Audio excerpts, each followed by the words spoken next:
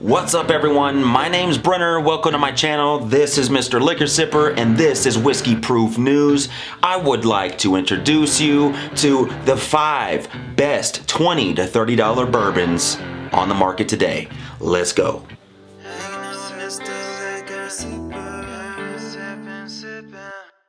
Alright, so number 1 on the list, Maker's Mark. What it is, it's super smooth, it's nice and sweet, and it's easy to find, so that makes it fun. It's recommended for drinking neat, straight up, on the rocks, splash of water, and maybe in some cocktails. Now, what it isn't, big bold flavor, it's not very complex, it's very simplistic, and it's not hard to find.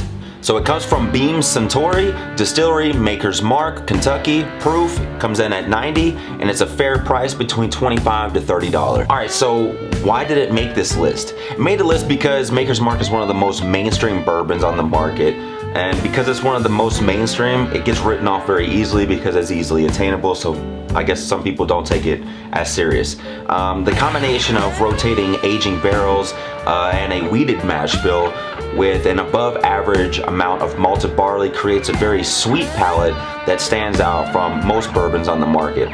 Now, no matter what your relationship with Maker's Mark is, just listen, hear me out, and give it a chance. Can't go wrong with a $25, $30 bottle. It's a great place to start, it's a great price point, especially if you're new to bourbon, but even if you're a seasoned drinker, it may be a little bit better than you actually remember. So number 2 on the list is actually Old Granddad. I recently took this a little bit more serious, especially since I found that they had an Old Granddad of 114 or 114 proof. I didn't take it serious because I think the name was just a little bit off-putting for me. I don't know why, I couldn't take it serious. So, alright, so what it is slightly spicy, has bigger, bolder, full flavor. One of the things is that it may require a little bit of research on trying to find a bottle. Now, what it isn't is not traditional flavor. It's not necessarily the smoothest or easiest of drinkers. And it can be, depending on where you are, hard to find.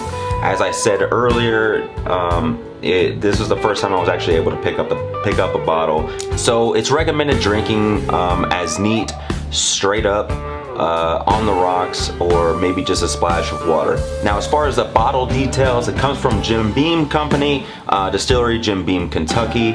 Obviously, it's 114 proof, as it notes on the bottle itself, 114, Old Grandpa. The price is fair as it comes in between the $23 and $30 mark. All right, so number trace on the list is Evan Williams Single Barrel.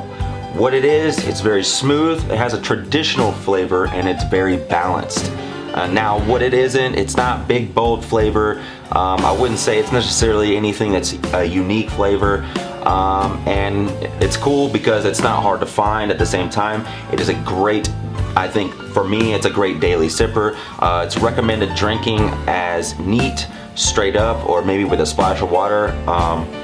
I tend to do 2 to 3 small ice cubes as my splash of water. Now, it comes out of the company Heaven Hill, is distilled by Evan Williams, Kentucky. The proof comes in at 86 proof, and then it's a really fair price of $24 to $30 for what you're getting from it. Some of the reasons why this bottle was selected is that Evan Williams is a single barrel, and it's also an inexpensive way to get you into like aged single barrel products.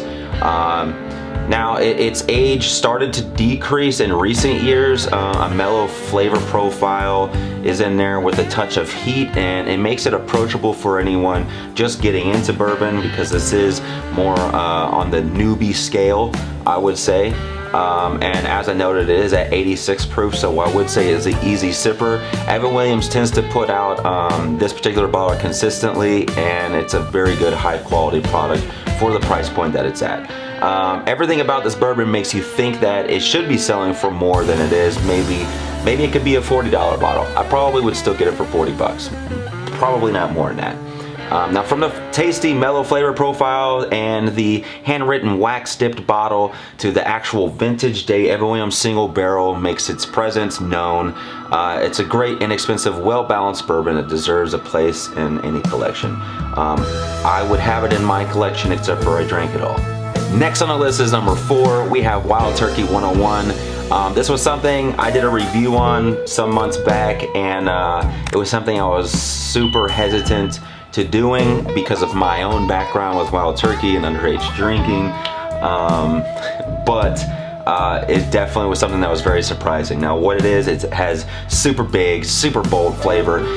It is a traditional flavor bourbon. It's easy to find, so that's really cool. Now what it isn't, if you're just getting into whiskey, I wouldn't say that the 101 proof is the easiest or smoothest of drinkers. It doesn't have the most unique flavor profile, but the cool part is, like I said, it's not hard to find at all. Now, as far as recommendation for how I would drink this, you could drink this neat, you could drink it straight up on the rocks, a splash of water, and it's pretty good for cocktails as well. It comes out of the company Campari Group. Distillery is Wild Turkey itself, Kentucky. The proof comes in at 101 proof, as I've already said, and the fair price of between $21 to $25. Honestly, you can't go wrong. I think everyone should have at least 7 to 8 bottles. I'm just kidding. At least you should have at least 1 bottle. So why did we pick this bottle?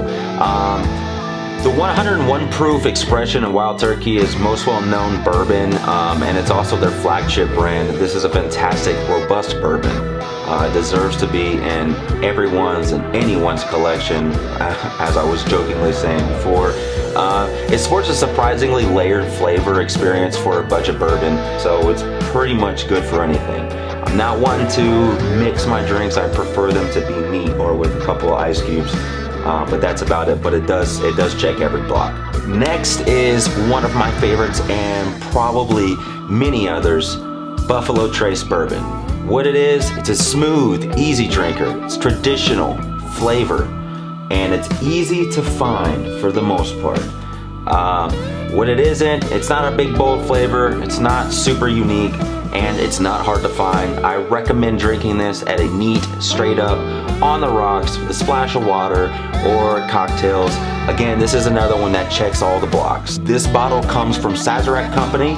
It's distilled by Buffalo Trace. The proof is 90, and the price point is between $26 and $30. Can't go wrong with that one. Now, the reason that I picked this bottle is because everything about this bourbon tastes like it's been crafted to be the perfect example of what a bourbon should actually be.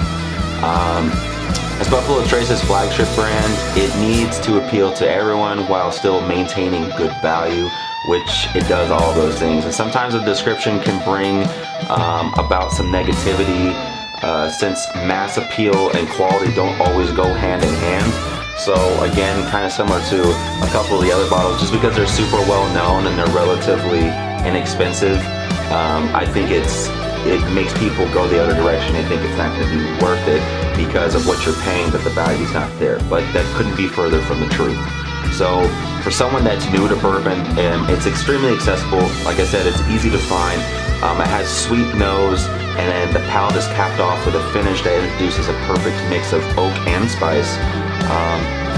It doesn't challenge like the seasoned drinker, so even for myself, but it is something that, you know, you come home and you're actually excited about kicking your legs up and having some sips of this Buffalo Trace. So just for a little bit of insight, there has actually been a little bit of talk about discontinuing old 114, old Grandpa. So food for thought. So in my opinion, these are the best $20 to $30 bourbons that you can get right now. If you guys are interested in anything else, let me know. If you guys think that there was something on the list that you guys didn't see, or maybe you don't agree with, drop it in the comments. Again, as always, tell your friends, tell your homies, tell your enemies, tell your grandparents, tell your dogs, your cats, whoever's trying to build this channel so everyone has a great, fun place where you don't have to be serious like you're sipping whiskey in a library, okay? When you fuck, do you fuck quiet or do you fuck loud? I don't know. When I have a good time, I like to be loud about it.